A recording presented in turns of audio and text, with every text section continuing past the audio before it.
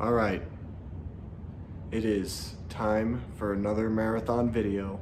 This month, because it's Halloween and we're doing a Halloween special, we will be doing it on a horror franchise that I don't quite know much about. I've only ever seen the first movie, and so we're gonna do Insidious. We're gonna do the Insidious franchise. There's 4 of these movies. I guess the last 2 were prequel movies for some reason, which is weird, but yeah, let's kind of have some fun with it. I think it'll be better than Twilight, at least. I think there's gonna be a lot more to like out of these movies, and I'm gonna get ready to pop in Insidious. So stay tuned. This video is going to be epic. If you guys like these types of videos, make sure you hit that like button and also consider hitting that subscribe button down below as well, as I plan on doing kind of like monthly marathons at this point, like small marathons. So I got my food, I'm ready. I'm gonna hit play. We're gonna start Insidious. I feel like the first 2 are gonna be good. The first one I remember was pretty decent. Haven't seen the second one. I feel like 3 and 4 might be bad, like especially 4. Get ready to do this thing.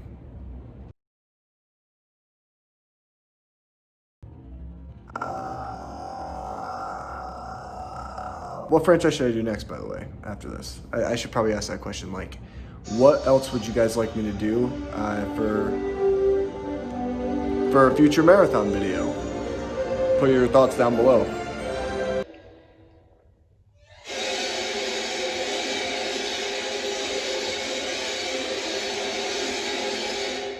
So one thing I can tell you about this movie that I love, that I kind of forgot about, was the atmosphere, actually, and the way that it's shot too. It feels so isolating. You could tell that it was very technical, but at the same time, not so technical. Like, there's a lot of, freehand.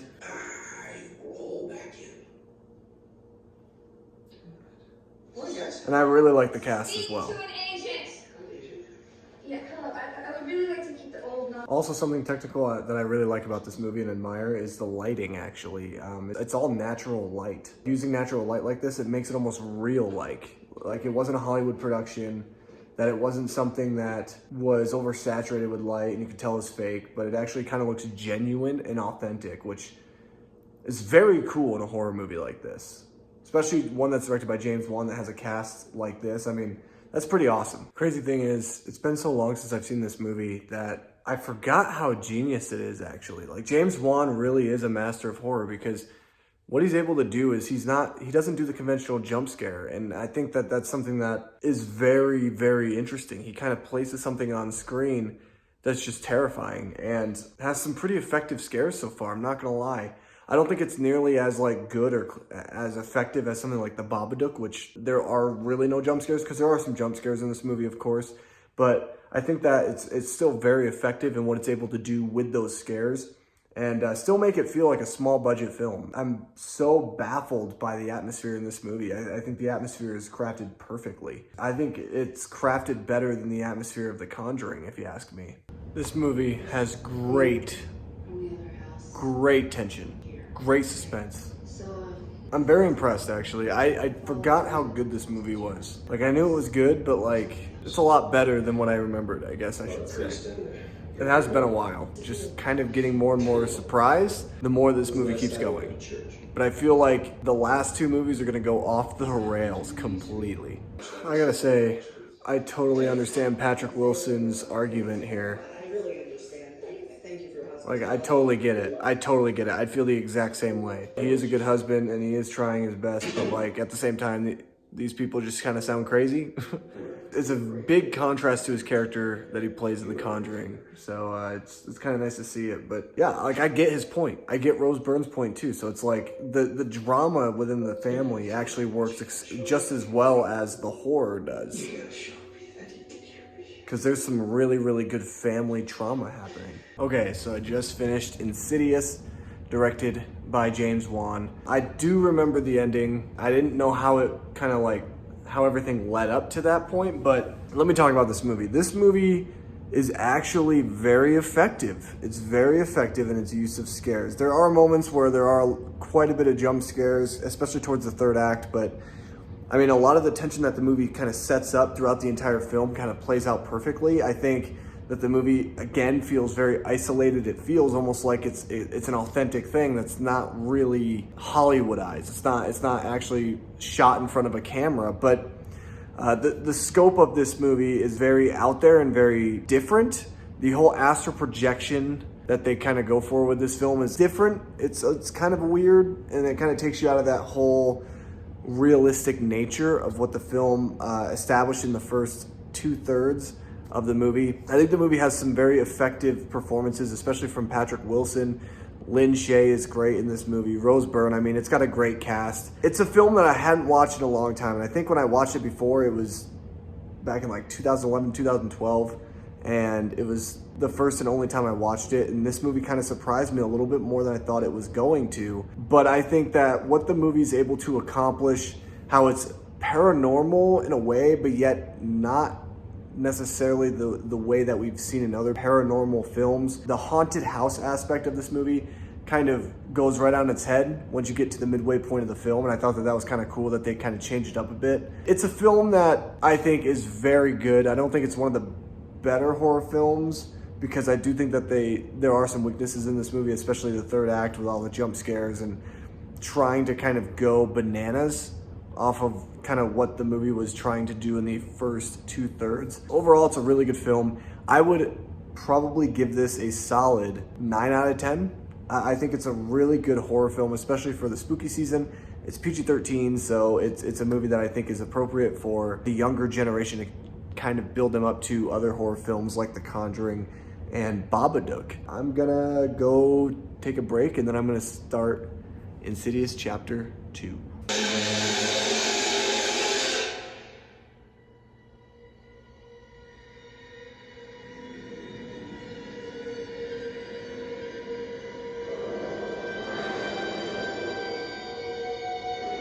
Okay, so this is very interesting, because for a long time I've wanted sequels like this where if someone dies, where's the authorities? Where are the cops? And this movie actually starts with that question. And the cops are actually questioning Rose Byrne's character because Elise is dead, and they believe that her husband Josh did it, which... Did he? I mean, no, but he did. And I really like that this movie approaches that. Something that like is a constant trope in horror movies. And we finally have some answers now, and we have some people who are going to be in some legal trouble here. All I can say is poor Grandma Lambert, man. She's been terrorized her whole life. She has to deal with these entities. By the way, you guys like my hair? Doesn't it look amazing?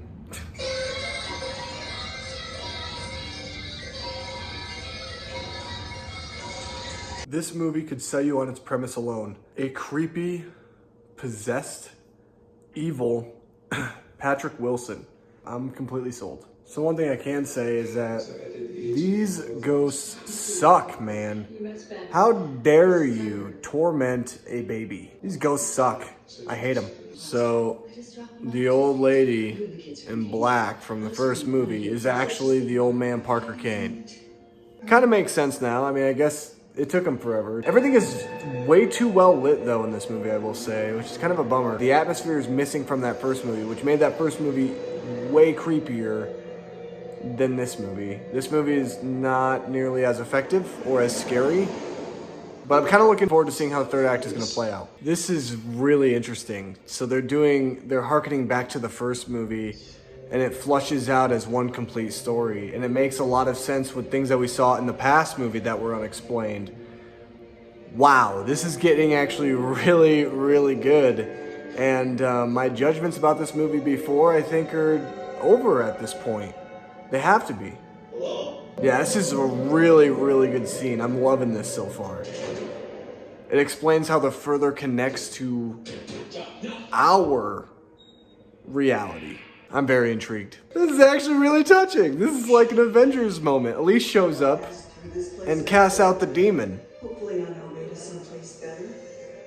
This is good. This is touching. It's touching.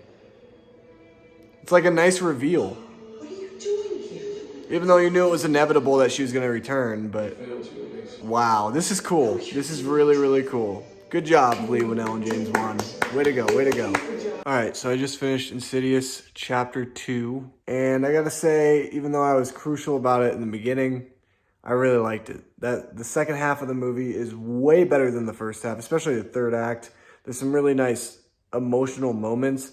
Bringing Lin Shaye's character back from the dead the way that they do is very, very cool. I think Patrick Wilson gives a really good performance in this movie. It's weird. It's different to see him in a role that's not like The Conjuring, where instead of him helping people trying to get spirits out of their home, it's kind of the other way around. Like, he gets possessed, and I think it's pretty amazing. I love the world building of The Further and the way that like these characters explore more of that and how you can basically travel across history and across the timeline that is going to relate back to what we saw in the first movie. I think that this movie is very smart. I think that Lee Winnell and James Wan were able to answer a lot of the questions that people had from the first movie, especially about who this lady in black was. And it's a movie that I have to say is a great, solid sequel. I think it's better than The Conjuring 2 in a lot of different ways. I think the scares don't work. I think the atmosphere is kind of a little bit gone in this movie, a little bit hidden.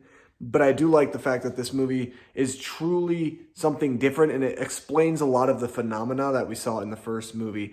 Overall, I'd have to give Insidious Chapter 2 an 8.5 out of 10. I don't think it's as good as the first movie, but I think that it answers a lot of questions, it solves a lot of riddles, and I think that it's a movie that kind of is on par with what the first movie is able to do. Unfortunately, the atmosphere is not there, and unfortunately, they really Hollywoodized this one up a little bit more, but I'm kind of curious as to seeing what Insidious Chapter 3 is going to hold, because with where Chapter 2 ended, and knowing that Chapter 3 is a prequel, are they going to answer that question that we saw at the end of this movie? I don't know, but I'm going to get up, I'm going to stretch, and then I'm going to start Insidious Chapter 3.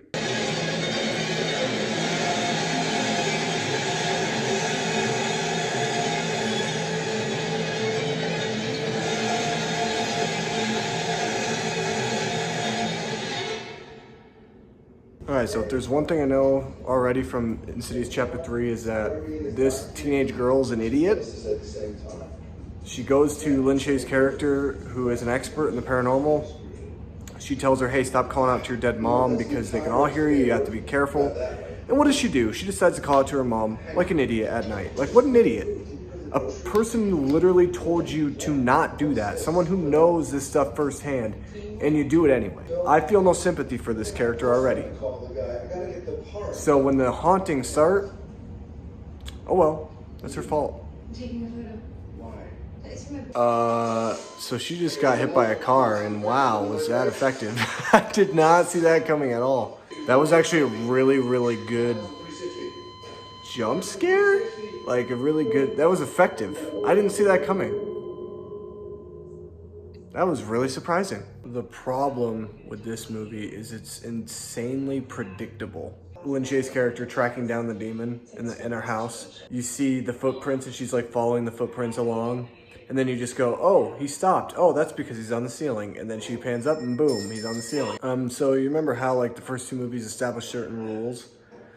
This movie just like throws all that out the window. Apparently this demon, this force of nature can just like grab people and throw them across the room and then close the door. This has become something else. This has become something else. And this movie is not scary in the slightest. Okay, so a fact that was never revealed in the first two movies is that Lin Shaye's character can actually travel into the further, just like Josh and Dalton in the first two movies. It makes sense. I mean, it makes sense. But why couldn't she go to the further with Patrick Wilson's character, Josh? It's the only question I have now. And like the thing is too, with these characters from the further, like this new character that's introduced is way different than any of the other characters. But yeah, I mean, it does make sense that her character can go into the further, but it was never revealed. I mean, I guess that they're just gonna do this for this movie and Last Key as well. Oh wow. So this movie also explains the team up of Elise, Specs, and the other dude from the first two movies.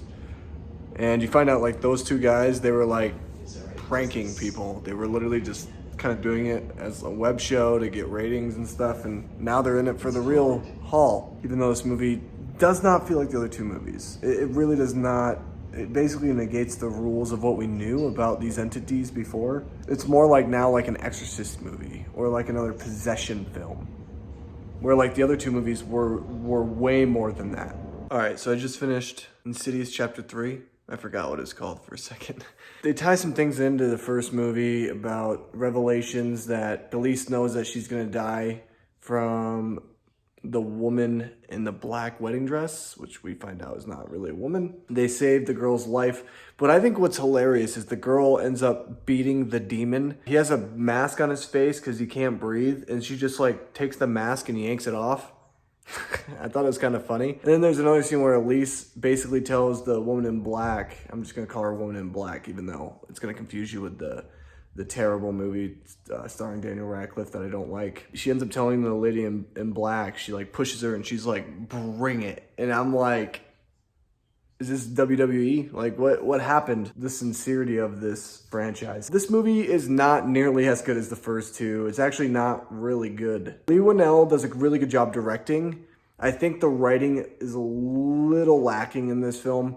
I think that you could tell that this is Whannell's one of his first projects of him being able to work on something by himself in terms of a horror film. And you could tell that it's one of his first directorial films. I mean, going from this to something like The Invisible Man from this past year, which was really, really, really good. You can tell that he's really grown as his own into the type of horror director he wants to be. There's a lot of jump scares in this movie. It's very predictable. I think that the characters do things that are very unethical, and it goes against the rules that we established in the first two movies. The Further is different as well. Like the rules that were established with the demons and the entities within The Further have now changed completely. I didn't really like it, to be honest. I thought that the movie just didn't have what the first two movies had. So if I had to rate this movie out of 10, I'd give it a 5 out of 10. I really was let down by this movie. I thought that the movie just was boring, not fun actually. I kind of just wanted the movie to end. It's basically a carbon copy of every other horror movie, like haunted house, paranormal type of movie that we see coming to theaters every single year. All right, so I showered, I changed clothes. I look all good now. And we're about to start the last Insidious movie, Insidious, The Last Key.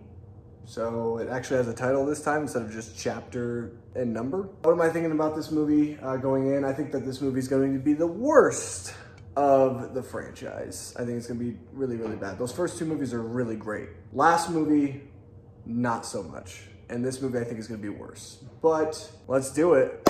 And also with the announcement of Patrick Wilson going to direct Insidious Chapter 5, I mean, this is kind of like perfect. Like I couldn't have planned this any better to do this marathon right now. I haven't even gotten to the title screen or anything. I'm just seeing the studio banners. This franchise went from being Sony property to Universal property. So that's really interesting. My guess is that switch happened because of Blumhouse. Very interesting though. It went from Sony to Universal.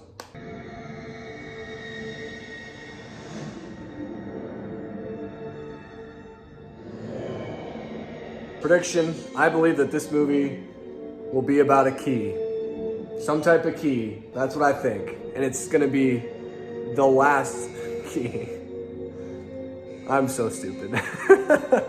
So, Elise's dad sucks. That guy's a scumbag. What a piece of garbage, dude. Seriously, what a piece of garbage this guy is. This guy sucks. Wow, dude. What a scumbag. All right, so I know I'm like not even 15 minutes in, but this movie feels like Carrie. So the movie starts off, it's like Elise is having a dream about her younger self, and apparently her father is a scumbag idiot who doesn't understand her. And then her mom is actually nice and like, her mom comes to check on Elise because Elise opens this door with this key, which is, she's the only one that can open the door. I don't know, it's stupid. She opens this door, you see like this creepy hand come out, like a creature hand. Her mom ends up dying, she gets hung. It's crazy, it's crazy. It's essentially Elise's fault, but at the same time not really, so. Oh, Leigh Whannell's in this movie again. I didn't think he was actually gonna be in this one. And that guy's got long hair now. Every single movie, this guy's hairstyle changes. It's great. It's great. I am All right, so I literally hate scenes like this in movies. because I can never forget the look on She gets a call from this guy who lives in the house that she grew up in, and there's like really bad memories for her, obviously, with what you see in the beginning of the film. But she decides, she's like, no, I'm not gonna help you, sorry. And the next scene, she tells the two guys, Specs and whatever the dude's name is with the weird hair every different movie. She exposition dumps every single thing, like, oh, let me tell you boys, I got a call, and this is why I couldn't take the call at first, but now I gotta help him. It's just like, come on, man, that's lazy writing, it's just lazy. And then she's like, oh, I gotta do this one by myself. I really hate this about movies, and especially horror movies. It's some of the worst writing that you could have. Never mind, apparently they're going with her because they renovated an RV. Okay, so one thing that I never understand, and it's a lot of movies that do this, but like, how could someone buy a house and keep all of the old stuff in that house? That doesn't make any sense to me. Like, the bedroom that she used to have is completely the same as when she was a kid. It's like, of course I gotta make it some type of way in order for her to like, you know, bring up these memories that she suppressed for so long, but it's just stupid. So Elise sees her brother, and here's the thing, she's supposed to be older, right? But he looks like he's 90. He looks old. And then you have the two guys that she works with who are hitting on his nieces. So it's kind of a little weird, to be honest. Oh, I get it. So apparently this movie is a kidnapping movie. I mean, unless they're trying to do something different, but this is a kidnapping movie inside of an Insidious film. These prequel movies really love to break the Insidious rules.